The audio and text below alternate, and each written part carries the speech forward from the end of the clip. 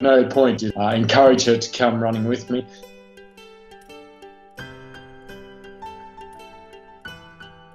It was just a decision that she wanted to make, and she wanted to be next to me.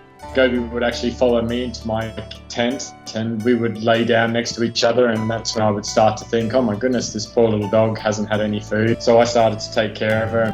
I actually named her Gobi that evening. She chose me for some reason. There has to be more to it than just a man meets dog. Throughout the 77 miles that she ran with the race, she could have gone off at any stage, but she didn't. I saw a lot of courage and resilience in her. It sort of tapped into my difficult childhood that I had. I could see that Gobi had had a difficult life as well, and I wanted to be that person that actually stood up and helped Gobi and gave her a better life. I rang my wife at the end of the race and said, what do you think about me bringing home this dog? And she was all up for it.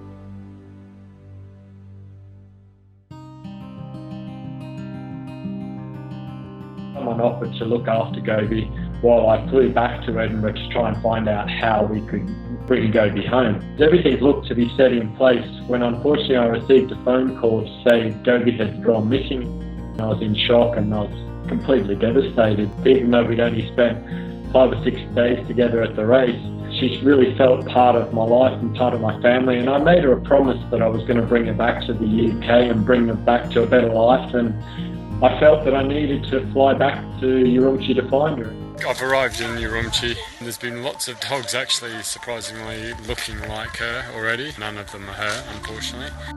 They thought it was incredible that someone had flown all of this way to, look for this little dog. No one could go anywhere without knowing that this little dog was missing. So day 3, finding Gobi's done.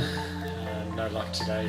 10 days later of searching for Gobi day and night with hundreds and hundreds of people looking for her, we finally received a phone call from someone to say, we think we found your dog. We walked into their home, and I hadn't said a word when I looked up and I could see this little dog running across the room up into my arms. She'd seen me and she'd realised it was me.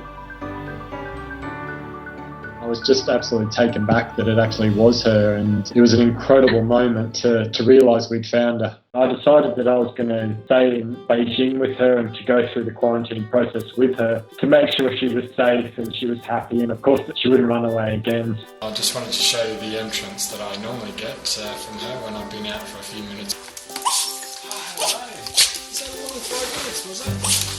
It was great to be able to spend that time with her and get to really know her as well.